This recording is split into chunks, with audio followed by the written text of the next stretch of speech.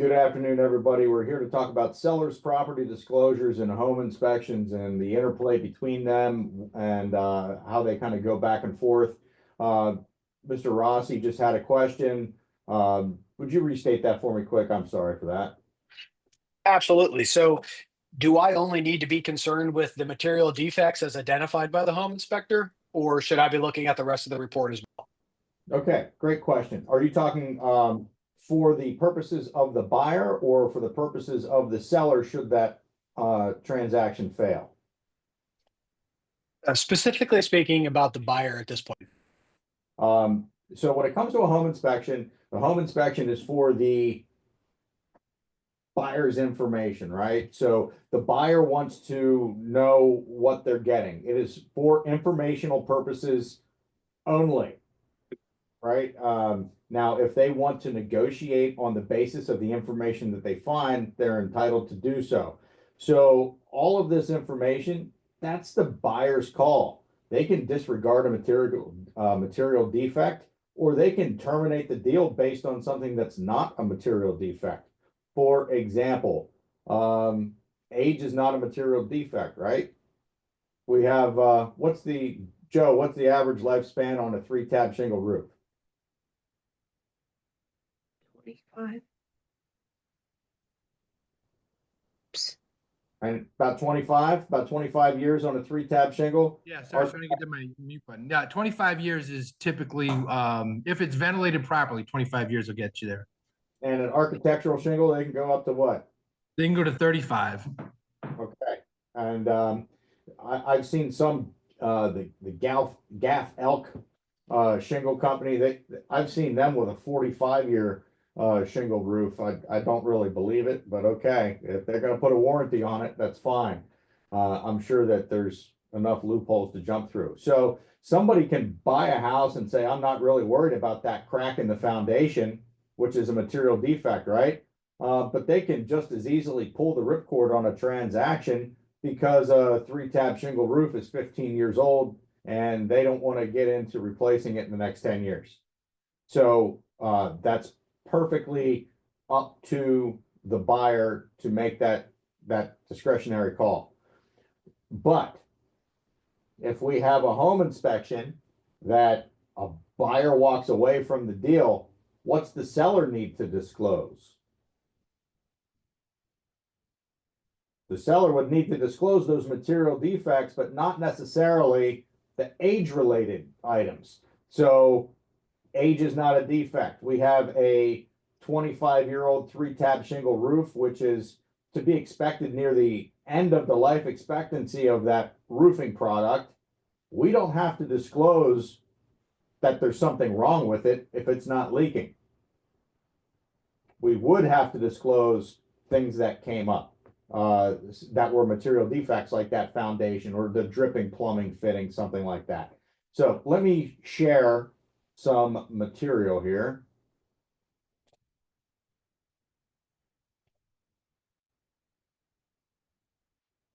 And you should be looking at a training agenda.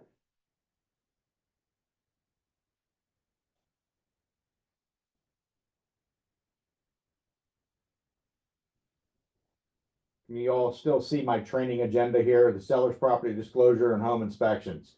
So No, it's just a black screen, Justin. I slid it. Now we should be in business. Okay, we're going to go over the PA disclosure law, which is not just for MLS sales, guys.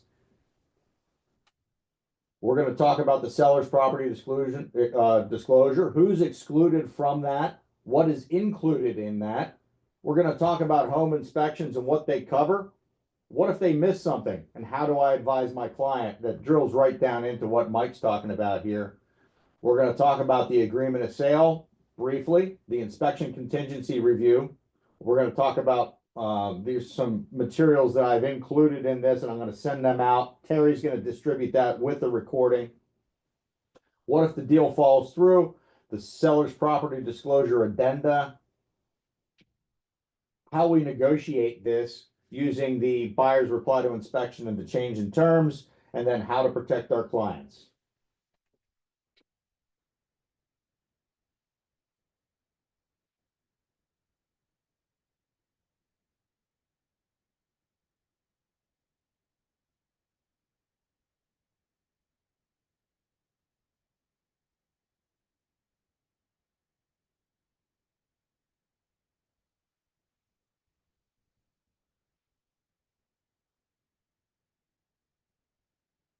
Okay, here is the residential real estate transfers law. This is the law of the land of Pennsylvania. This has nothing to do with the Real Estate Licensing and Registration Act. This has nothing to do with PAR, has nothing to do with real estate per se, other than the transfer of real property.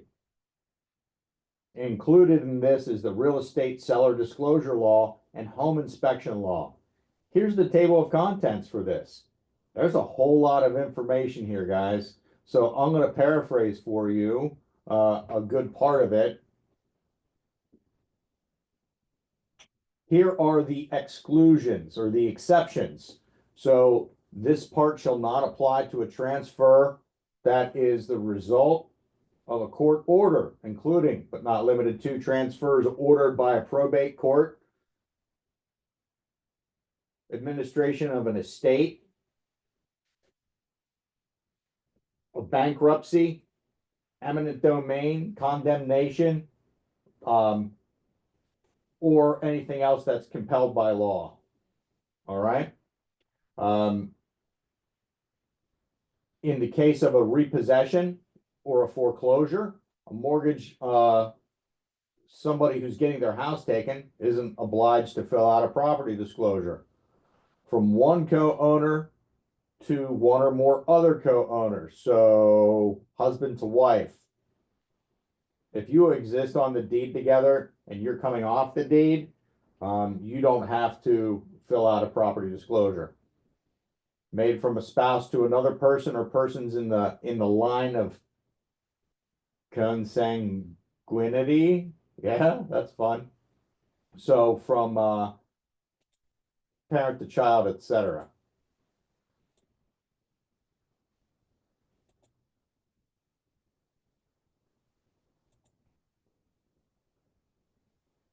Between spouses from divorce, by a corporation, partnership, or other association to its shareholders. So from an LLC to a single partner or something like that, or a property converted by the buyer to a use other than residential, or that it's going to be demolished. So this is for residential, not commercial properties, or of unimproved real property. So what's that? Raw land. So those are the exclusions. Those are the people who don't need to fill out a seller's property disclosure.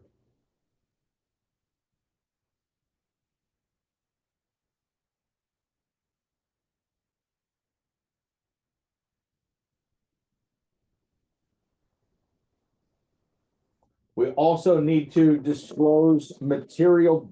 So we need to disclose material defects. Any seller who intends to transfer any interest in real property shall disclose to the buyer any material defects with the property known to the seller by completing all applicable items in a property disclosure statement which satisfies the requirements of section 7304.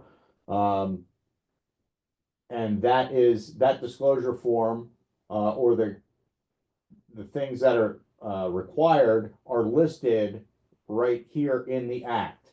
So you can see you need to tell about what your expertise is, when the property was last occupied, the roof, basements, crawl spaces, and it's just these 16 items right here.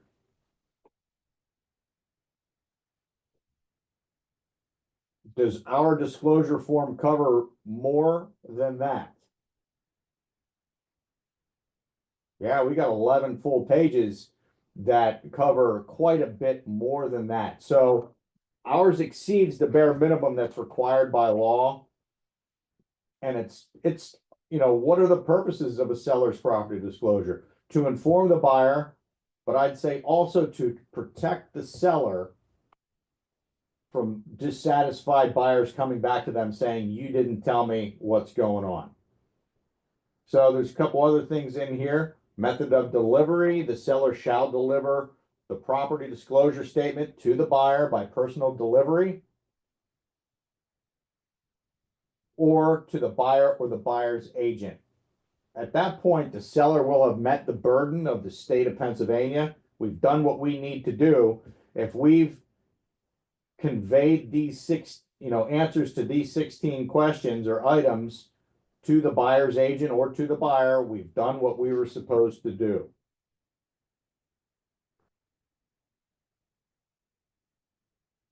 Now, if at any time the disclosure are required to be made, an item of information required to be disclosed is unknown or not available to the seller may make a disclosure based on the best information available to the seller.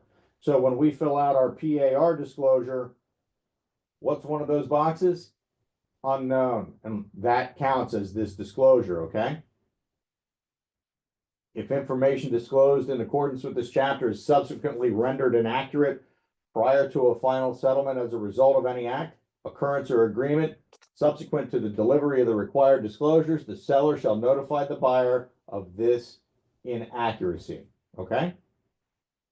Now, the seller is not obligated by this chapter to make any specific investigation or inquiry in an effort to complete the property disclosure statement, meaning the seller doesn't have to do invasive tests on their own to answer these questions.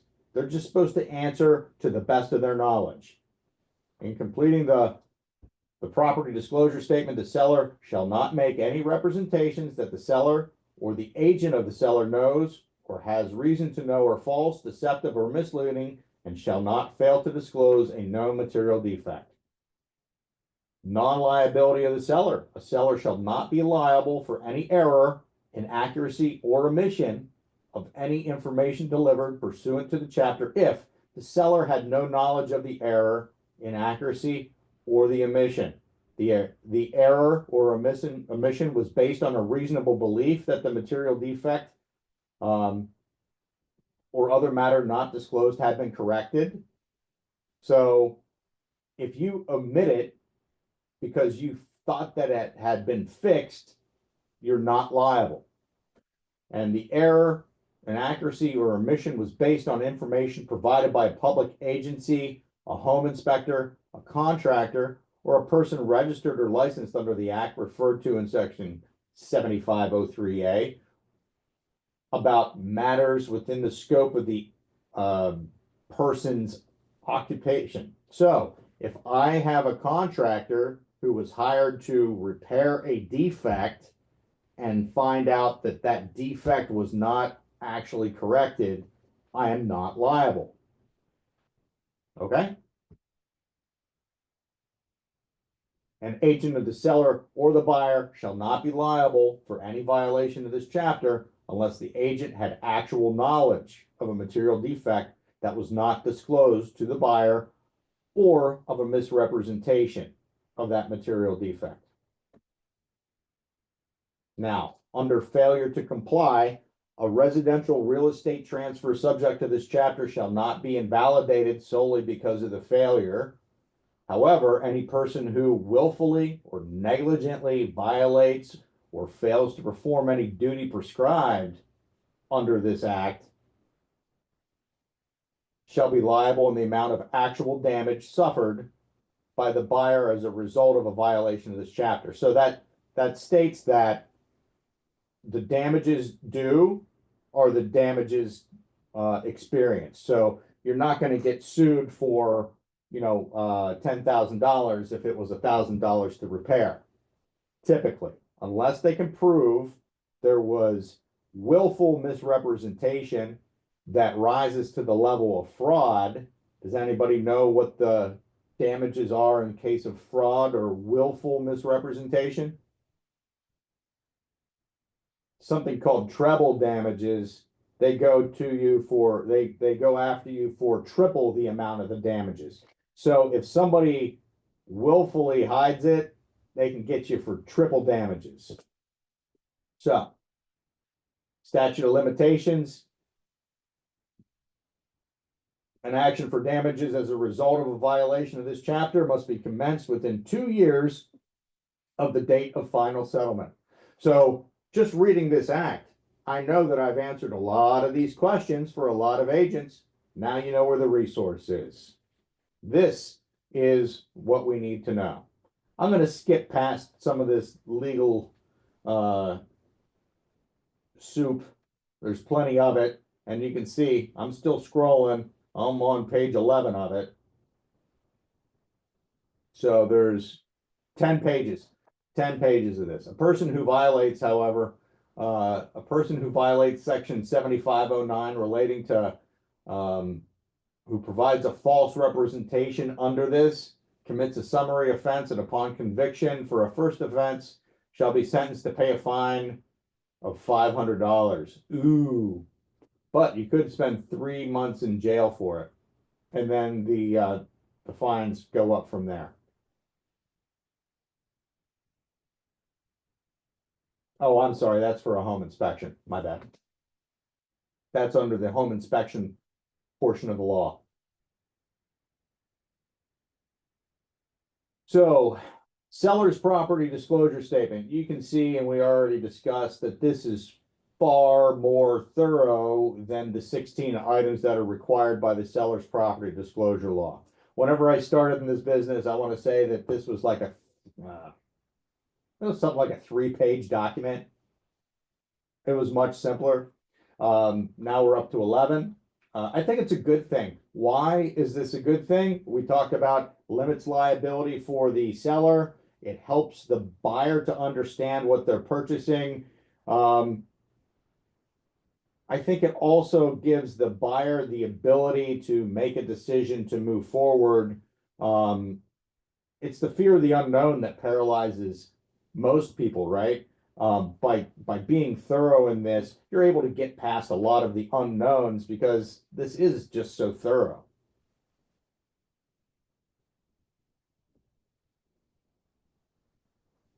Does anybody have any particular questions on this before I dive into the seller's property disclosure?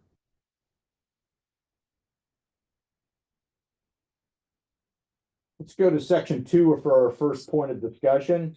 Hey, No, Justin, yeah, Mike. I'm sorry. I thought I was unmuted and I started talking. So in the with what we were just talking about, I mean, do you recommend using something like Seller Shield as opposed to just trying to go through this all of ourselves, or do you think this is something that we should be going through and then later on down the road use Seller Shield to protect everybody? I recommend having every seller client use Seller Shield to Okay. fill out their seller's property disclosure. And the reason there is it protects not only your client, but it also provides protection for you as an agent. Not directly, but the reason it provides protection for you as an agent is using Seller Shield. If they, number one, if they opt for the Seller Shield warranty, which is basically a warranty to protect their disclosure statement, if any non-disclosure suit would arise out of that, they have $25,000 in legal protection right off the bat. And if they've got that built in, they're not coming after you because you didn't guide them. They already have their protection in place. I'm not saying they won't. I'm just saying there's already a lot of protection in place there that's got to all be used up before they come after you, before they get mad at you. Also, by using Seller Shield, that cuts your E&O deductible in half, so that should they come after you and or us for an errors and omissions claim, rather than pay $2,500, you'd be paying $1,250 and potentially even less. Or I'm sorry, instead of 5,000, it's 2,500 or maybe even 1,250 or maybe even zero if there were other measures, liability limiting measures in place, such as a home inspection and or a home warranty that can take our deductible to zero. Not that we want to do everything from that jaded point of view, but we are we're a vulnerable population as agents, right? The only people that can hurt us are the people that we work with. They can come after us if they have unmet expectations. If we failed to explain something properly, or they failed to ask the question, or, you know, the language that was used was not understood on both sides, they can come after us. So, what I want to point out under section 2B, role of the individual completing this disclosure, none of those says real estate agent, like we're not filling it out for them, right? We don't want to fill this out for them. We want this to be done by their own hand. We can answer their questions, but I like the seller shield because it doesn't let you leave blanks. And as a buyer's agent, I encourage you. As a seller's agent, I encourage you to go through here and look for blanks that haven't been filled out. Those blanks that haven't been filled out, boy, those are the head scratchers that people skip over. I don't know how to answer this honestly, so I'm going to come back to it. And then they don't come back to it. And that omission can get us in trouble because we didn't direct our clients to that. We didn't advise them properly, and now we have a role in this. If you leave the door open, there's no telling what's coming through. By signing every document, by making sure every blank is filled, we shut the door on liability. But if we leave that door open, then we don't know what's coming in. So be careful in that. Condominiums and planned communities. Nothing really that's a huge landmine here, other than the fees. Just make sure everybody fills that out.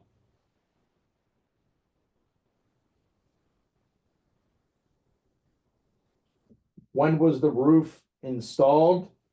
That one ends up being confusing for a lot of people, especially if they're an in-town old house with a metal roof. Yeah, that might be a 100-year-old roof.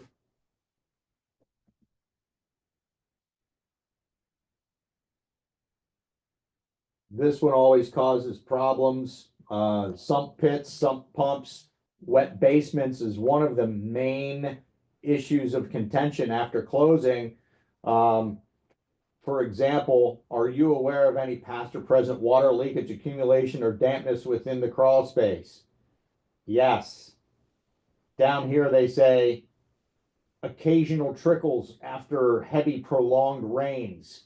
And then the buyer moves in and there's 3 inches of water in the basement. Happens every year we get something like this. What do we do about that, guys? Well, I tell you, if you're on the buyer side and there's a yes here, that's just a cue to ask more questions. That's a cue to direct your client to it. That's a cue to allow them to satisfy their curiosity. And if you've done that, you've done your job. Even if that basement floods the Tuesday after closing, you did your job by asking the question. If the basement floods the Tuesday after closing and you didn't direct their attention to this, who's going to catch the blame? It's getting on everybody. There's enough blame for everyone in that situation. Trust me.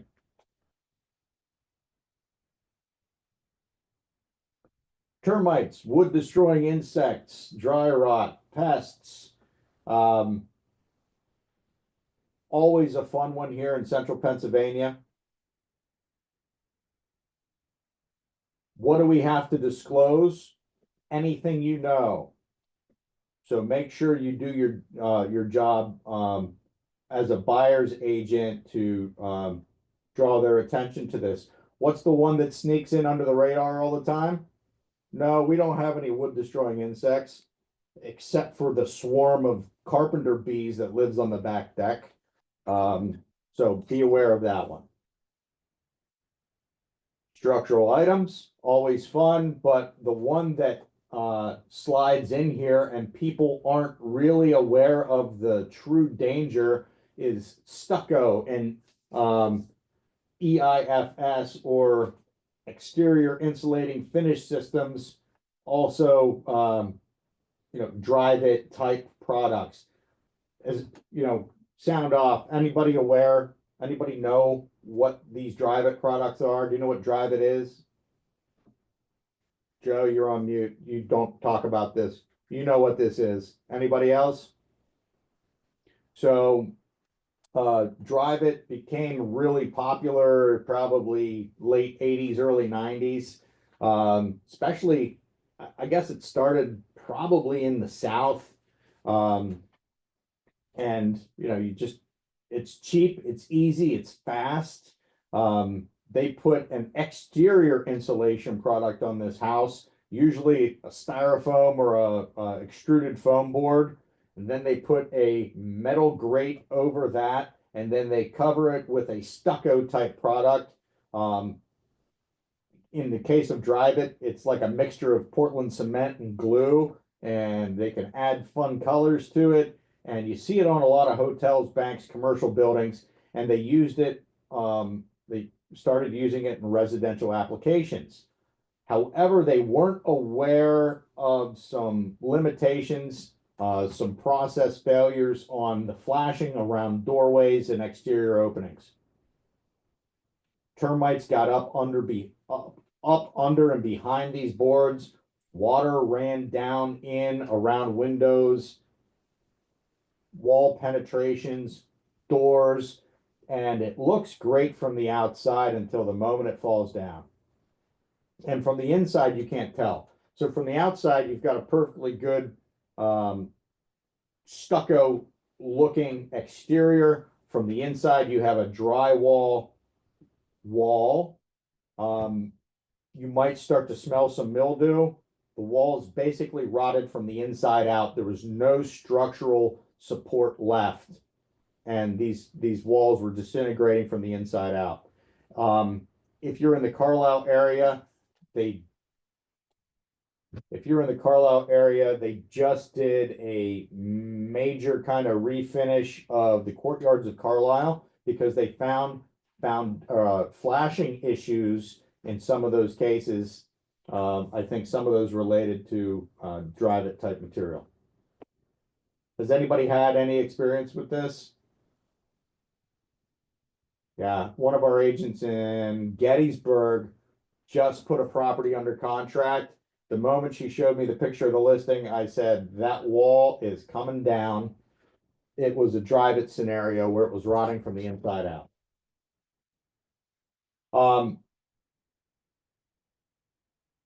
Here is a big one.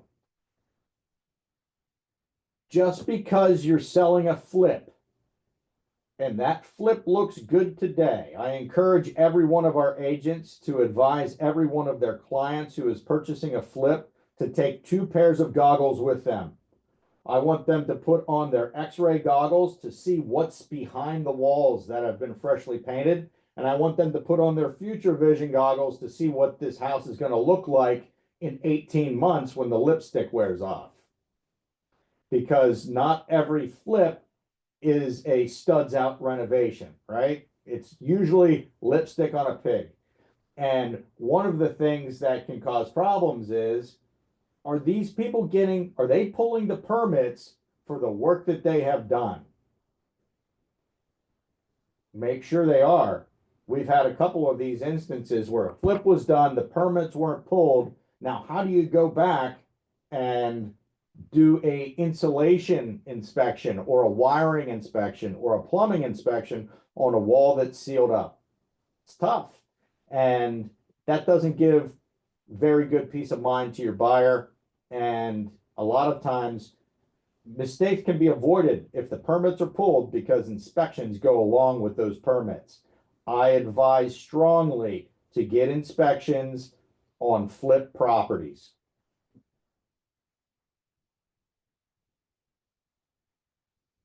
And if you know that that house had a lot of additions, structural changes or alterations, and there's nothing on here, ask more questions. Most of this seller's property disclosure report is going to be like a treasure map. You're going to see little things, little clues, little breadcrumbs. And whenever you see stuff, that's your cue, that's your little red flag to call and ask questions.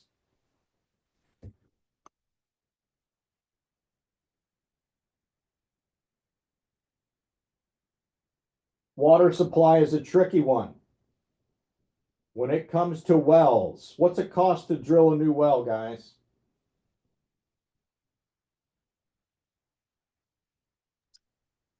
Upwards of 30. It can. If you're drilling on flat ground in the valley, you might get away with $7,500 or $9,000, somewhere in that ballpark.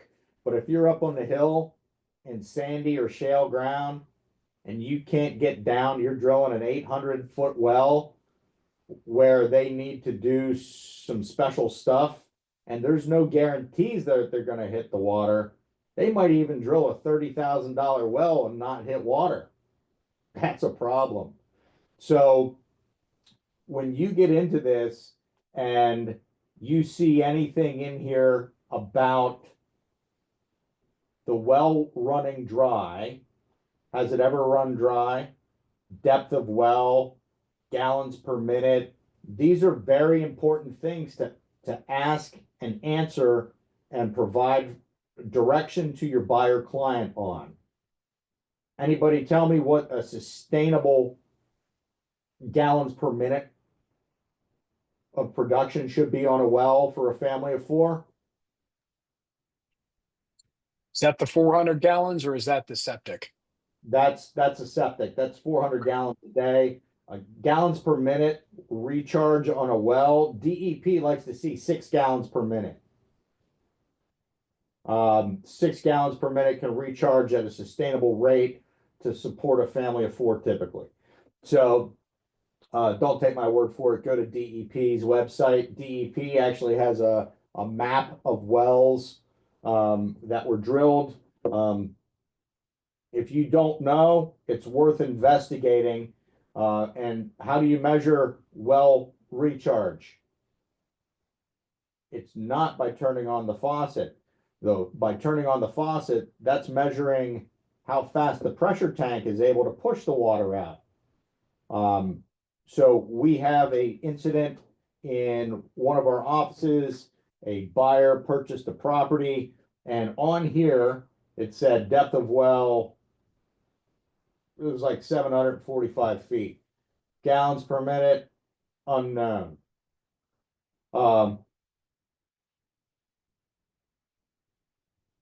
Has your well ever run dry? No.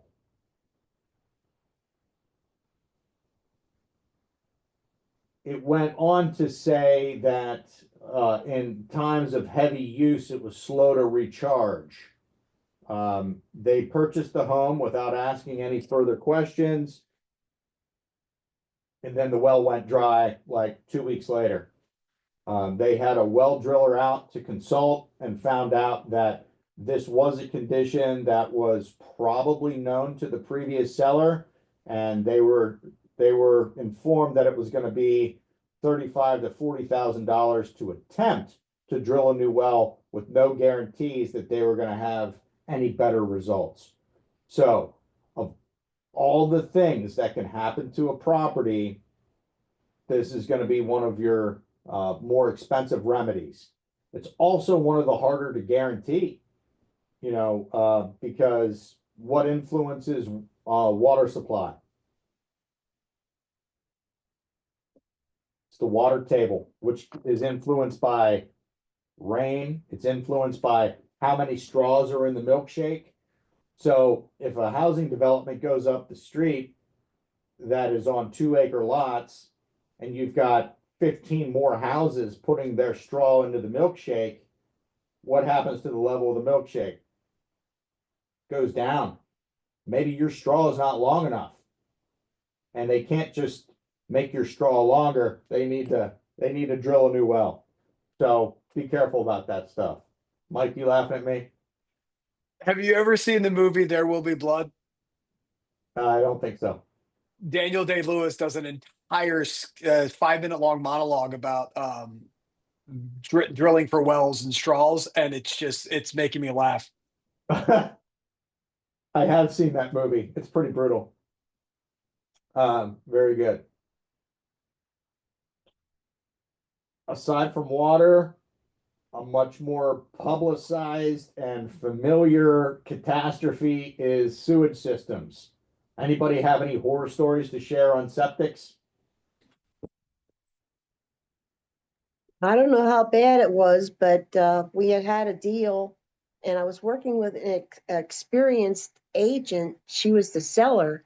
Come to find out, we had to have the township. It had to be serviced by the seller, paid by the seller prior to closing. So, and then she found that out, and fortunately, we were able to get that taken care of. That's not exactly a horror story, but it's good to check with the township to make sure that you know the regulations. Septic systems are really tricky, and thanks, Sue, especially if you have one that fails. What happens to anything when you put it in the ground for 50 or 75 years? It starts to break down. And a lot of the septics here in central Pennsylvania have been in the ground that long. The older they are, prior to 1972, there or 1972 and prior, there were pretty lax on septic systems, their installation, construction, and regulation. In fact, there wasn't any real regulation prior to that. So it might just be a hole in the ground full of rocks. And that might work just fine. However, it might not. Now, if you are showing a property that's on a third of an acre, property was built in 1945 in the post-war rush, and you've got a well and a septic on a third of an acre, I want flares to go off in your head that, hey guys, this may be an issue and we really need to be careful with this septic system. Why is that? Because if your septic fails, what do you have to do? You have to find a new place for a septic. And you're not going to find another place for a septic on a lot that's a third of an acre. Now, what happens to install a septic? You have to do a perk and probe, meaning the soil has to be able to absorb that effluent at a particular pace.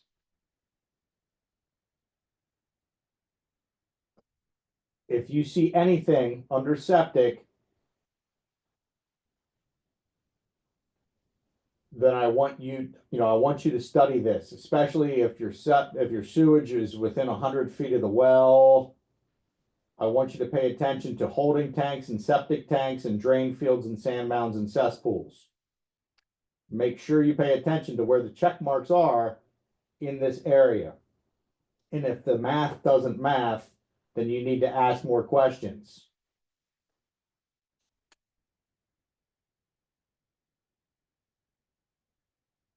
Plumbing systems, I want to say straightforward, but everything can get complicated. But that is a lot cheaper than a septic or a well. Heating systems, make sure you understand what's going on. I advise you to check the seller's property disclosure against the MLS listing. Make sure that these things match up and that when you're on site in the property that you're verifying what you're looking at. That don't assume that it's natural gas. If you see the yellow hose, it may be propane. Make sure that you understand if you don't see an oil tank and it says oil, hey, maybe that oil tank is underground outside somewhere. Be observant. The devil's in the details, guys. I need you to pay attention to what's on site when you're touring the property. It's your job to guide the people through this. Know the difference between forced hot air and hot water, electric baseboard and water baseboards.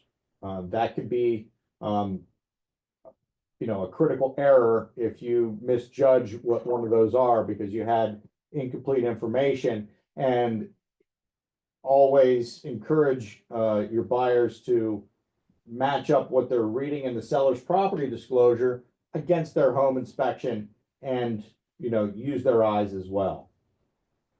Just because there's a wood burning appliance or a pellet stove in the property doesn't mean it was installed according to code. and be aware of those issues potentially. And make sure that you know when you're walking through the property, you know, look for heating and cooling vents in those bedrooms to see, you know, we're in central Pennsylvania. We've got all kinds of mismatched stuff where the second floor might not have any vents. You might not have heating or cooling there. Be aware of what you're dealing with. Same thing as fireplaces and chimneys.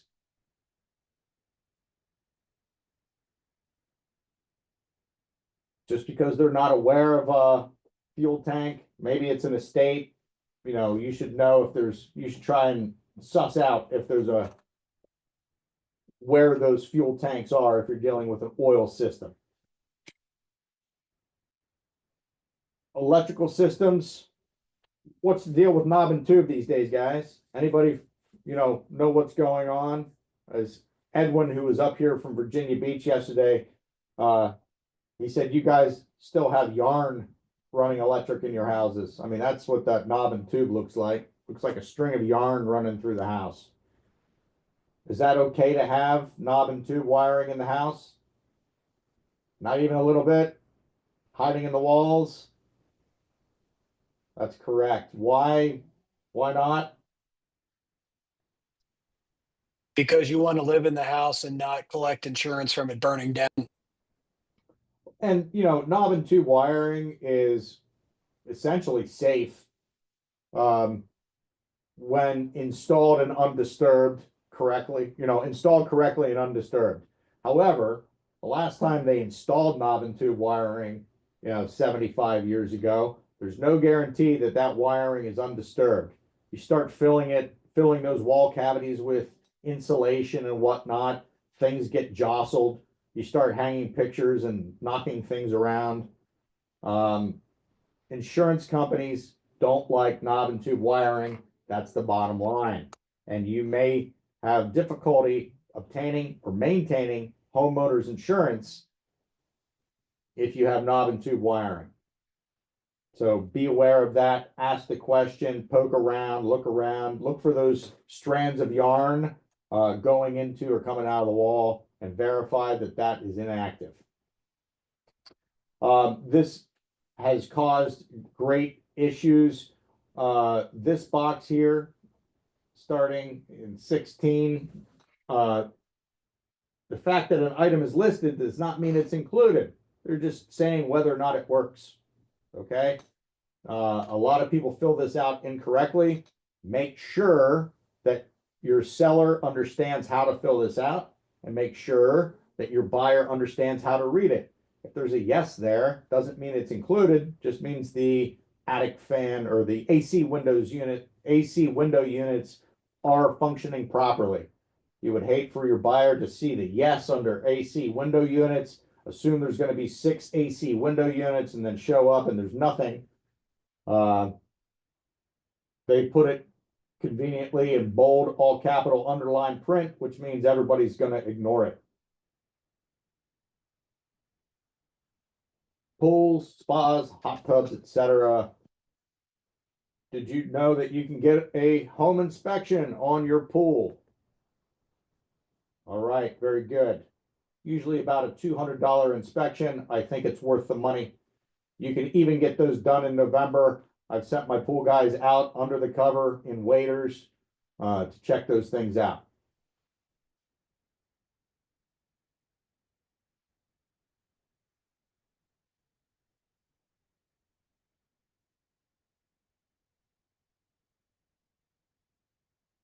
Gonna hit on the highlights after this. Flooding, drainage, boundaries. This caused us a pretty substantial mediation, and then it eventually went to court. It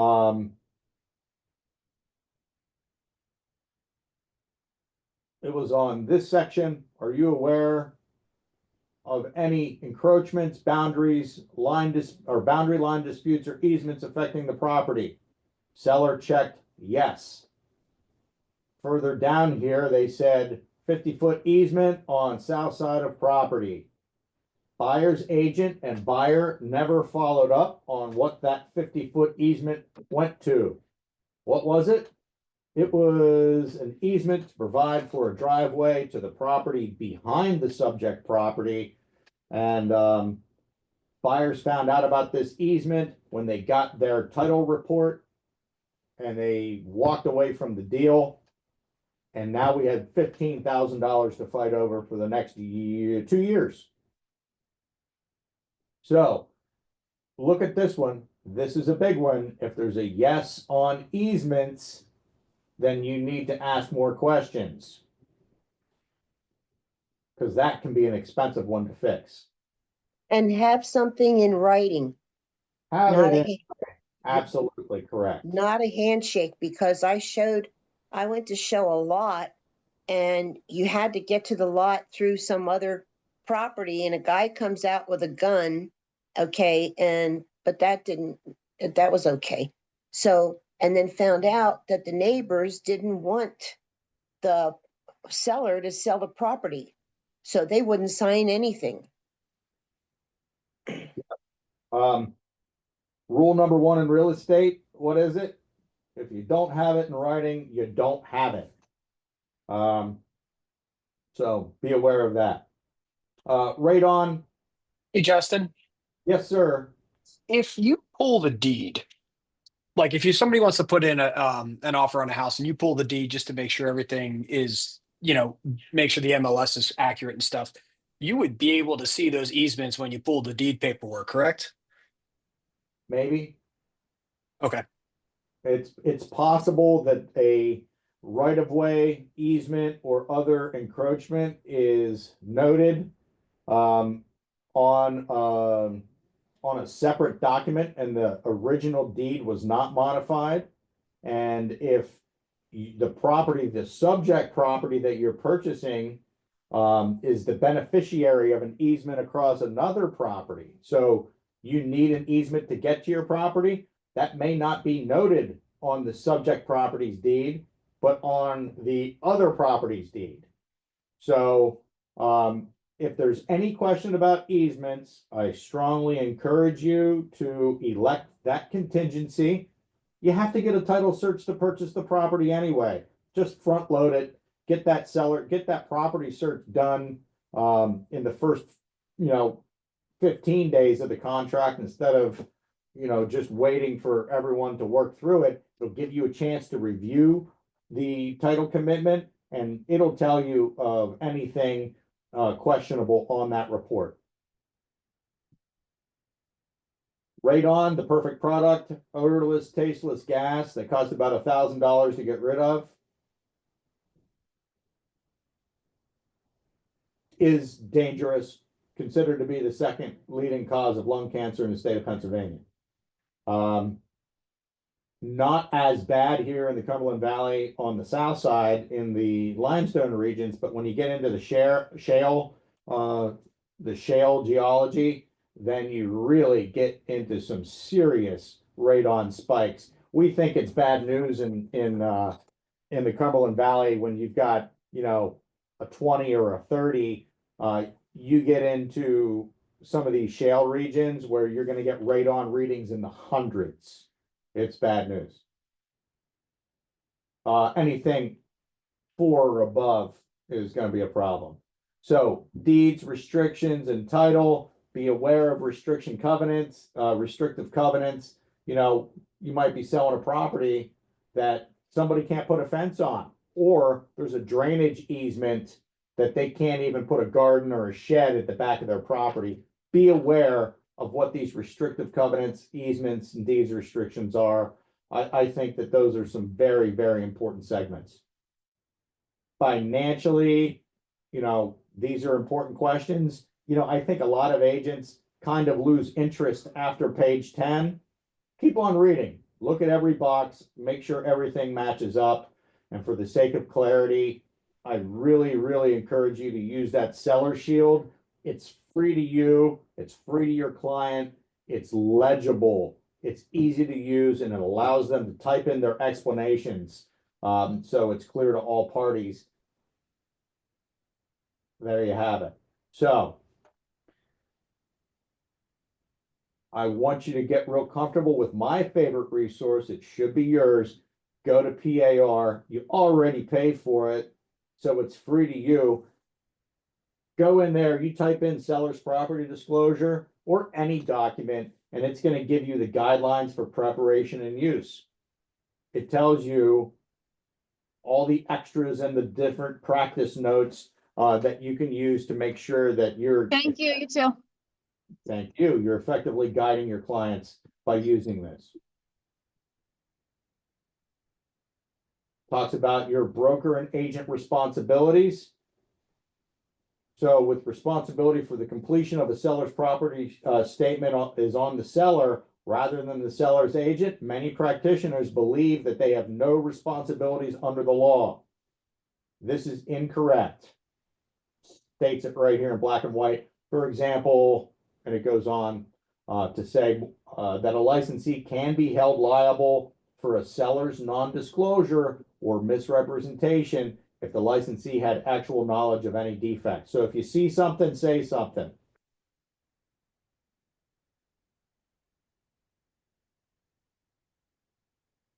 I won't delve into that and rob you of the joy of reading these guidelines.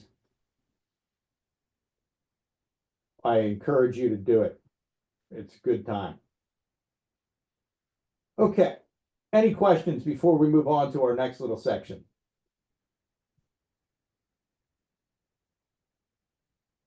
Look at that, 15 pages of instruction on how to do this correctly. I think Anybody? another part that you should check when you're going to list is if it's in a flood zone. Oh, yeah. Yeah, how do we check if it's in a flood zone, Sue? You go to the flood zone website. Which is what? FEMA? FEMA, right. You can also, if you're a Bright user, you can go to Bright, go to the 360.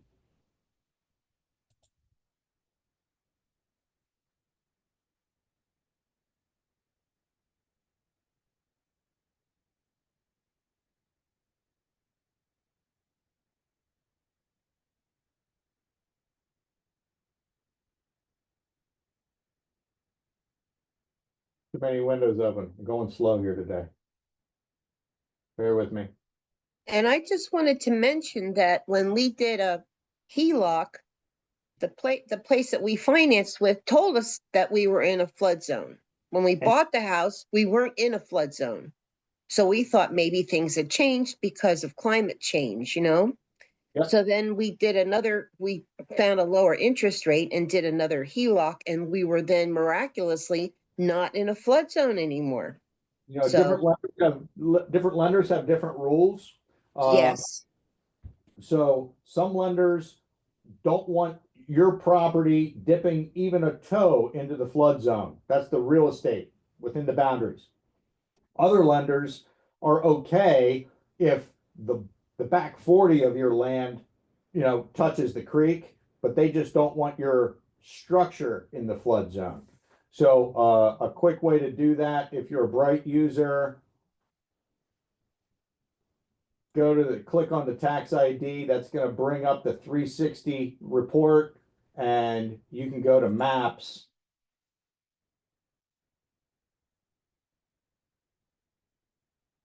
And it's going to give you the basic rundown of the property. And down here, it's going to show you whether or not you're in the flood zone. And the danger zone is the purple.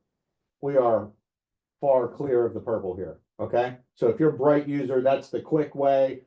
But if you're near purple and you want to check it, go to the FEMA flood zone. I can walk you through that. It's one of my favorite websites.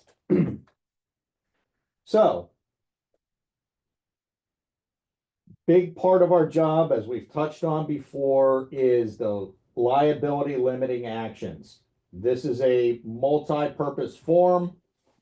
We all need to do a deposit money notice to tell everyone where the money's going, to track the dollars, okay? I also encourage you to, you know, this other part says, hey, if you're interested in a home protection plan, you can do that. If you are interested in a home inspection, you can do that. The contract already says that all properties are sold as is in the state of Pennsylvania unless otherwise negotiated, right? But this also says that we hereby acknowledge that the selling broker has informed me of the cost and benefits of having the mechanical, electrical, and plumbing components warranted. And then the selling broker also informs the buyers of the advisability of and the right to order inspections for wood infestation, plumbing, blah, blah, blah, blah, blah. And unfortunately, I think that's how a lot of us explain it, blah, blah, blah, blah, blah. But we should spend some time talking with their clients about the very real risk. And the way I characterize it for them is, it's not only your right to do a home inspection, but your responsibility to ensure that this property is in the condition that you expect. Because once you settle, you own it and all the problems that come with it. So you better know what you're getting into. Does anybody have another way that they present that?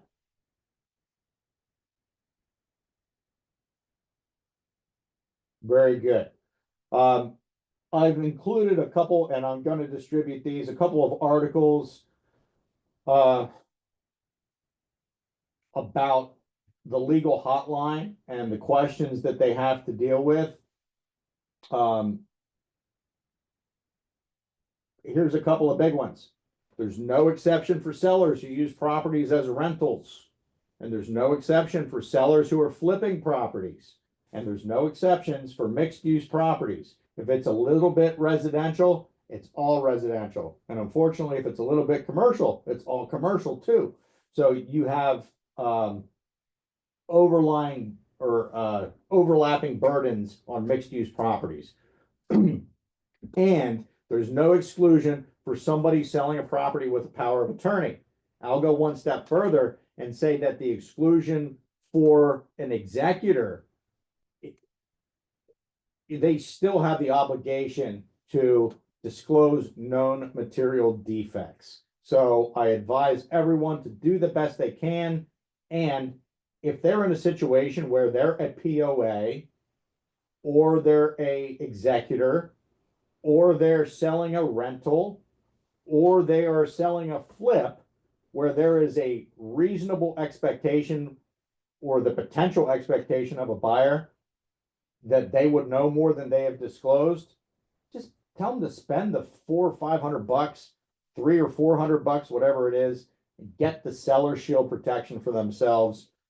It'll help them sleep at night. It's a small investment because the minimum that you're going to spend to go to mediation on one of these is going to be an extra 90 days of your life and $350. If it goes beyond mediation, they're going to spend another $300 on court filing, plus another probably 3 months of your life. So 6 months and $700 for this to get to small claims court. You know, a couple $100 to sidestep that is really a good investment. So Can I ask a question? yes, you may. Put yours on. Sorry.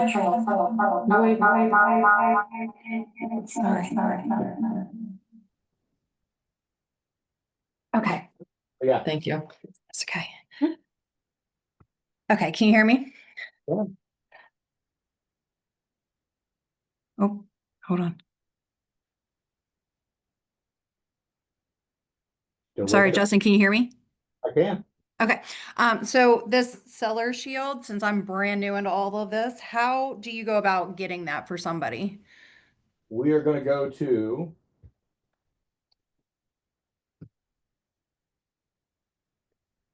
sellershield.com. Okay, You can create a free dashboard.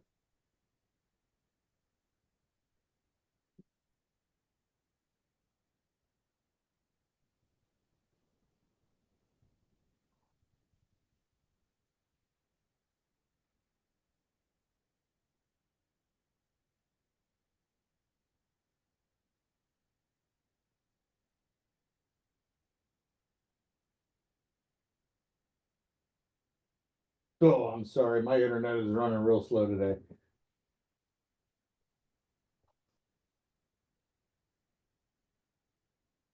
So you can see here, this client reserved it. They're gonna pay for it at closing.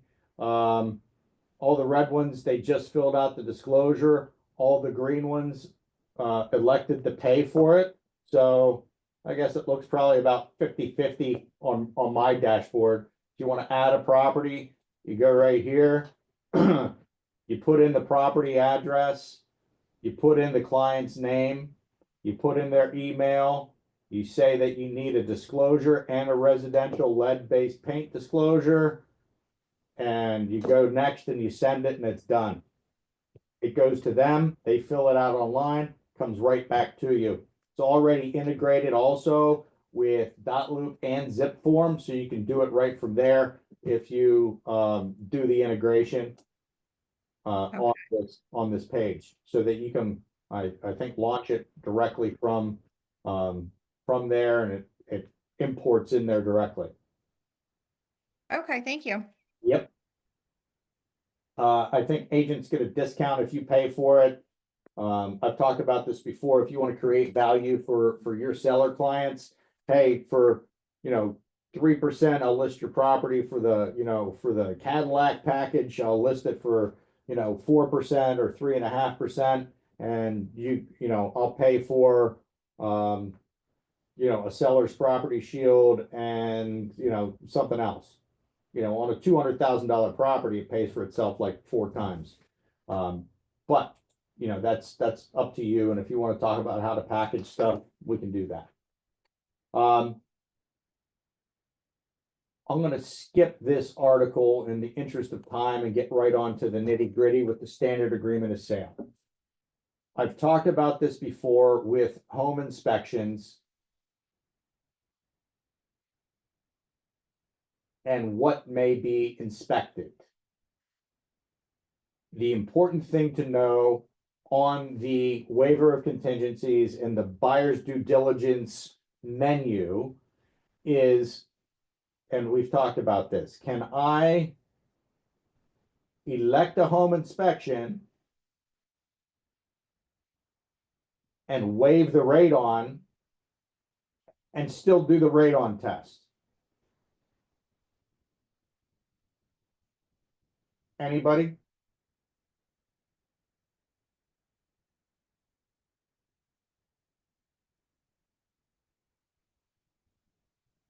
No. I'll tell you why. Because here under section B, the buyer waives or elects at the buyer's expense to have the following inspections, certifications, and investigations performed by a professional. So you can't waive the right to do it and then still elect. It's a one or the other. You're not electing the right to negotiate on it. You're electing the right to perform it. Okay? For the elected inspections, the buyer will, within the contingency period, complete the inspections, obtain any inspection reports or results, and accept the property, or terminate the property, or submit a written corrective proposal.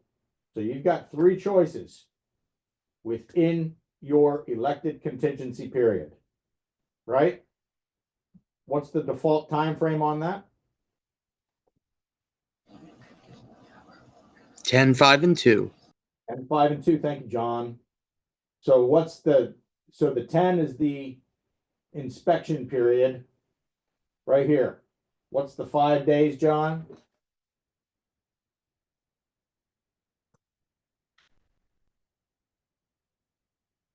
Isn't that like negotiation? That's negotiation. So what happens during the 5-day period? Just negotiation. What's the 2-day period, John? That's like the like settlement, figuring out how you're going to resolve it. That's the termination. So during you could terminate as a buyer's agent during 2 of the 3 periods. That's during your 10-day contingency period and during your 2-day cancellation period. We are not permitted to cancel during the 5-day negotiation period.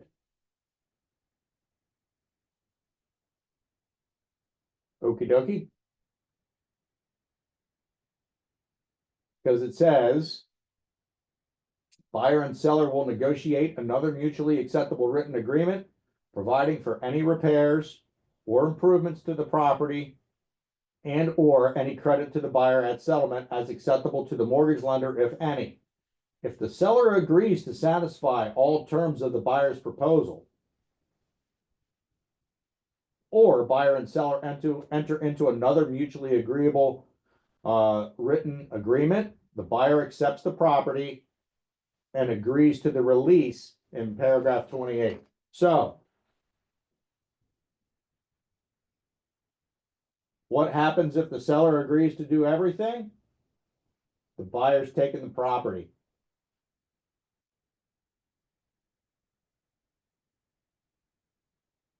If you can't come to terms and nobody agrees to anything during that 5-day period, you have 2 days as the buyer's agent to terminate. Now, what happens if you give your reply on day 2 of the 10-day period? When does your seller have to make their response?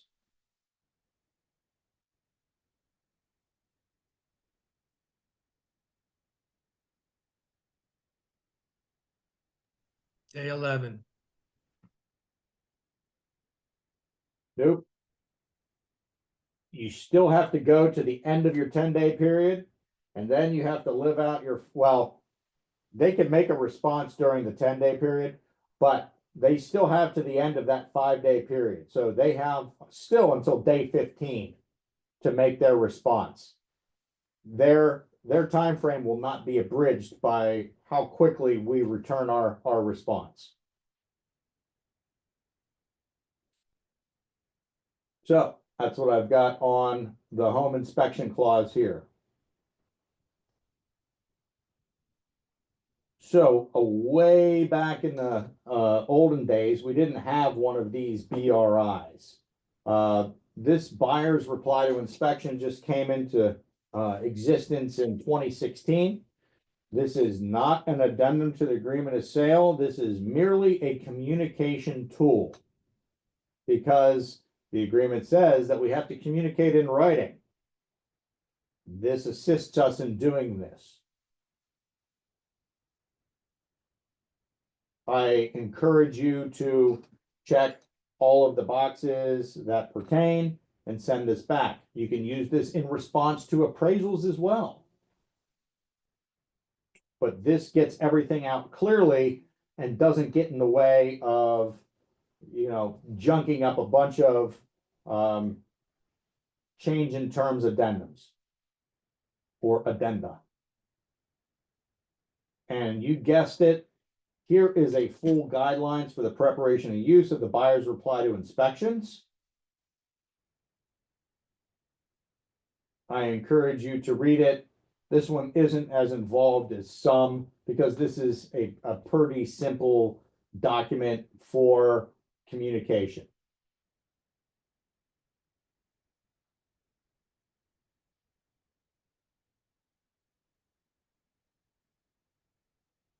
Now, when it comes down to it, the typical practice is that the buyer's agent will prepare the buyer's reply to inspection, give that to the seller.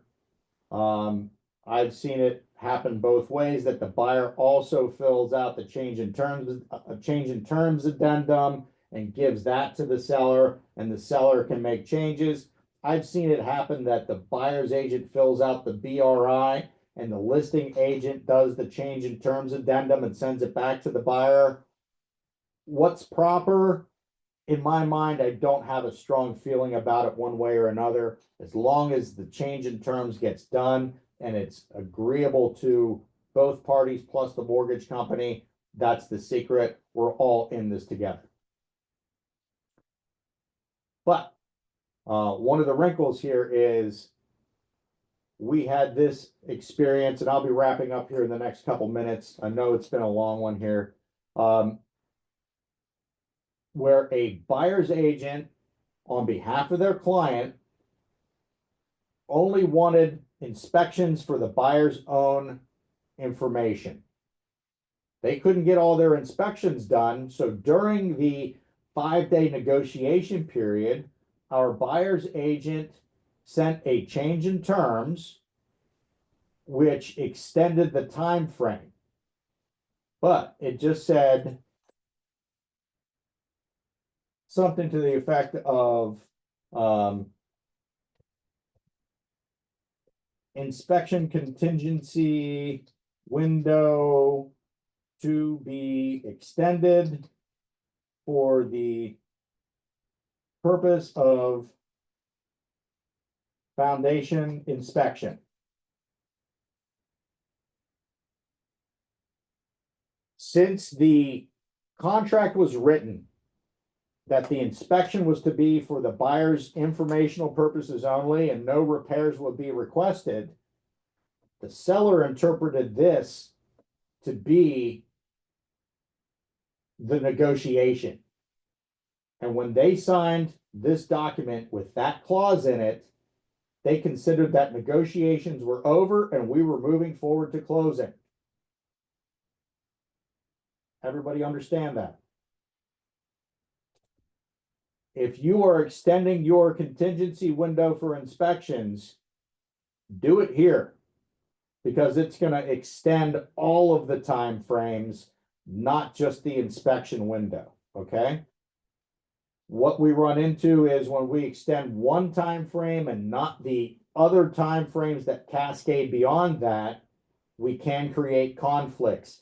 So we want to make sure that if we are extending a time period with relation to inspections especially, that we do so using these time period extensions, okay?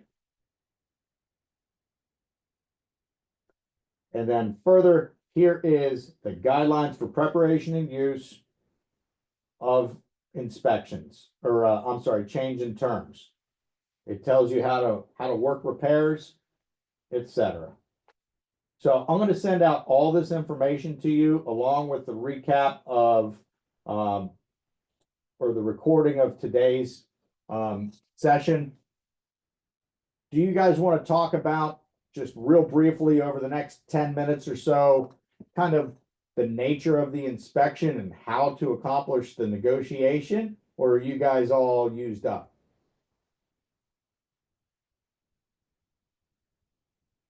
All the cameras are off. I think everyone's waxed. Okay. I just want you to be careful. Make sure that your buyers understand that it is their responsibility to understand the condition of the property. I understand it maybe, but it's not important for me to understand it as much as it is important for you to understand it, Mr. Buyer. Somebody asked me if I would do a home inspection or what I would ask for on a home inspection. And my answer is always this: I'm a gambler, baby. It doesn't matter. You know, I'll roll the dice. I bought my last house without a home inspection. I bought my first house with a home inspection. I bought my first house with a home inspection. And 2 weeks after closing, I was standing out in the back laundry room with a chainsaw, cutting off the back of the house, dropping it into the backyard because the termites had eaten all of the structure. And I took that opportunity to make an addition out the back of the house. No big deal. But that was for me, and I have a pretty high tolerance for pain, and I'll figure out how to make the best out of it. For you, it might not be that easy. So don't rely on what I would do. Tell me what's important to you, Mr. Buyer, Mrs. Buyer, because don't go off of what I would do. It'd drive you nuts. But make sure that they understand that they're the one who's going to have to live with their decisions, and they're the ones who have to understand the condition of this property. And we can go off of the seller's property disclosure to a degree, But as we read earlier today in the seller's property disclosure law, that's not totally complete. The seller doesn't have to do investigations to fill out that disclosure. They only have to disclose things that they reasonably know about. And if you've got a 100-year-old lady who lived in 2 bedrooms on the first floor, did she get to the basement? Did she get to the second floor? Is she aware of, all of the bugs and the bees and the water and the flooding and the mold and the mildew that occurred in the remainder of her home? Maybe, maybe not. When do you think the last time was that she was on the roof?